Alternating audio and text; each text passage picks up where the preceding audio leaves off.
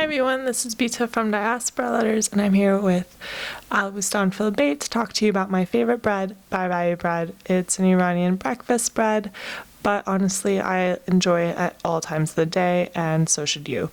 These are the ingredients for the dough. Yes, there is a secret ingredient, just put that in your back pocket. And these are the ingredients for the glaze.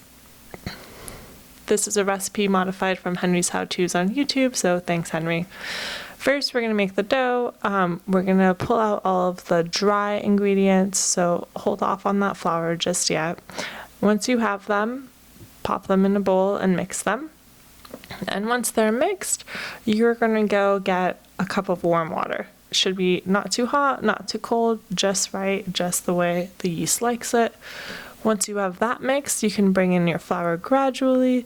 You want to not dump it all in at once. Like I said, gradually. And once you get that doughy substance, it's time to knead.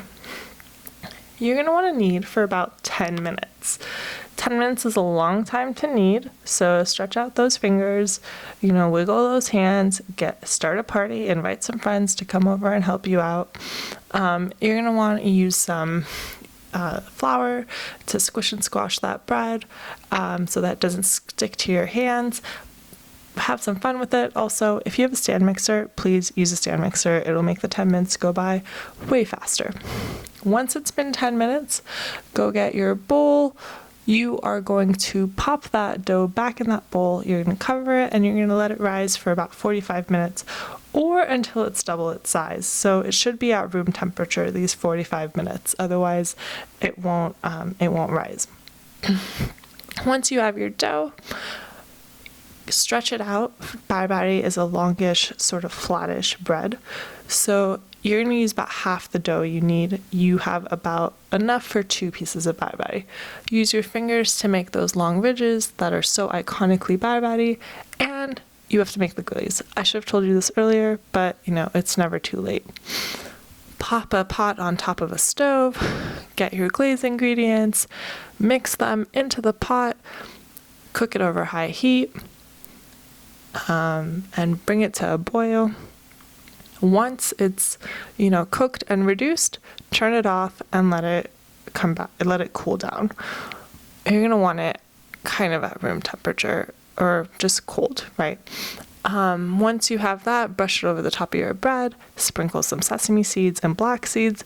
Black seeds are my personal favorite, so go wild.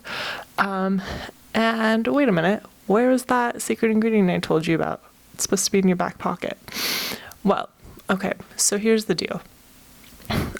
You just made half of the dough, right? You rolled half of the dough into this piece of Barbari. You're going to go back to your other half, and before you roll out the other one, you're going to take about a fist-sized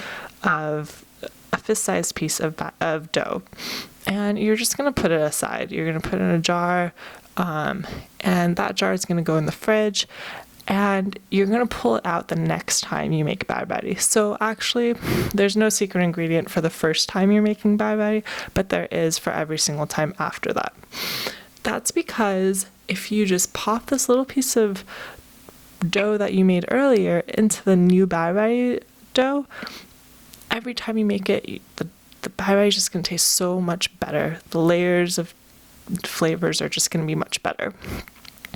Anyway, now that you have both of your Barbaris rolled out, put it on an oven sheet. Your oven should be at 400 degrees Fahrenheit, 8 to 10 minutes, and va-va-voom, voila, you've just made Barbari.